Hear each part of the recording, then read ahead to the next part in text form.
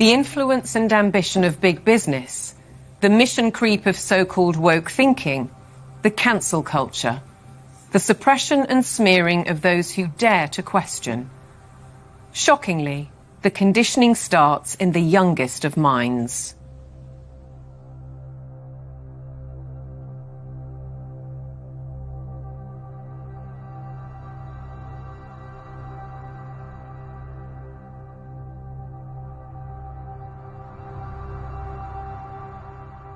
All aboard for global goals! This year, Thomas and his friends have teamed up with the United Nations. The world of young children is supposed to be one of innocence and joy, but it's been permeated by the global ideologies of the United Nations. If you go to goal number 4, it deals exclusively with education. And when you think education, recognize they're talking about indoctrination. The Sustainable Development Goals. Under the surface of it all is this effort to bring all the children of the world into this one world globalist system. And what's so remarkable about this to me is that it's not even hidden anymore. Take part in the global movement to save our world from being destroyed. How will you fight climate change? Try meat-free meals. Reduce your electricity use. Give your clothes a second chance. We died! It's kind of your fault! And you can never ignore Greta. The eyes of all future generations are upon you. And if you choose to fail us, I say we will never forgive you. I don't want you to be hopeful. I want you to panic. We want action. We want justice. Let's fucking want action. And we want it now. No more coal. No more oil. Keep your... I want you to feel the fear I feel every day. I want you to act as if the house was on fire, because it is. This propaganda relentlessly promoting fear in various ways, be it disease, be it climate, I think is having a very damaging impact on young people's mental health.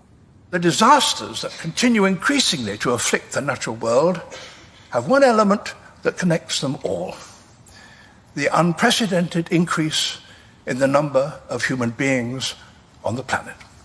We're asking children to believe they are a scourge on the planet. I have a problem with children believing they shouldn't be here from the off. How are we ever going to encourage them to have strong mental health and emotional well-being if they believe that their birth is a disaster for the planet? That's not encouraging them to be productive citizens who are making an active contribution to society if they've got to apologise for their very existence. I think it's very dangerous, and I think we need to reverse that as soon as possible. The indoctrination of children is further evidenced across their learning. Objectivity and freedom of thought are being stifled by the persistent pushing of agendas. I undertook a study of secondary school textbooks to see what children are being taught. And what I found was extremely shocking. I found unqualified acceptance of climate change, the wonders of vaccines, GM foods, and very few counter-arguments were presented. If you cannot produce this information that's in the textbooks, you cannot succeed in the school system. If a student undertaking a geography exam, for example, doesn't talk about man-made climate change, then they're very unlikely to hit the top marks. Is it not surprising that the phrase critical thinking actually only occurs in relation to two subjects? One is art and design, and the other is history. Other than that, it's completely absent from the national curriculum. If we have a dumbed-down syllabus, we're actually stunting children's brain capacity and brain potential. While parents may not be fully aware of these issues, many are concerned at the growing trend of gender politics, including transgendering. One former head teacher says his local authority advised teachers not to use the words boy or girl for fear of misgendering anyone. The Department for Education as well has really subscribed to this kind of woke ideology, so there's almost like brownie points for the more woke you can be. Why do you have makeup and lipstick and glitter on? Because I think it looks pretty. Oh! You don't think it looks pretty? What schools have done is employ third-party agencies to deliver material for which the third parties most certainly have a vested interest in. And I wouldn't have a problem if it was I'm there in school to ask children to accept me as I am. That's fine. We all need to be tolerant and liberal in a diverse society. My problem is that what they're actually doing is more a form of evangelism, which is, this is who I am and you might be too. In my heart, I've always known that I'm a girl, Teddy, not a boy, Teddy. I wish my name was Tilly, not Thomas. Language carries so many meanings and messages, and if schools are encouraging social transitioning, that's not a neutral act. That's a significantly impactful act. Dr. Fraser is also highly critical of the World Health Organization's recommendations, suggesting that 4-year-olds should learn about sexual stimulation. It's harmful. They don't need to know it, and in fact, for those children who are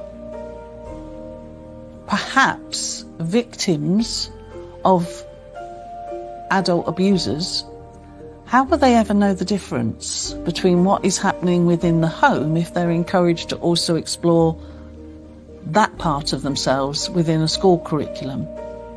What do we do with an organisation like the United Nations or the World Health Organization if we take our orders from them about what is suitable education for our child?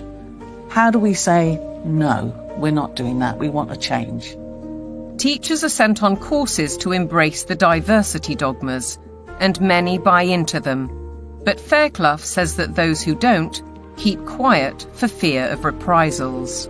It's a dereliction of duty. It's a dereliction of their legal as well as their moral duty to safeguard children against harm. I can certainly say I feel very let down by the teaching profession because I am not hearing people speaking out on behalf of the children. A one-world dictatorial education, a dumbing down in the classroom, fluidity of gender, the impact of technology. Are our children being groomed for a life in the digital prison? Today, nobody has any idea what to teach young people that will still be relevant in 20 years.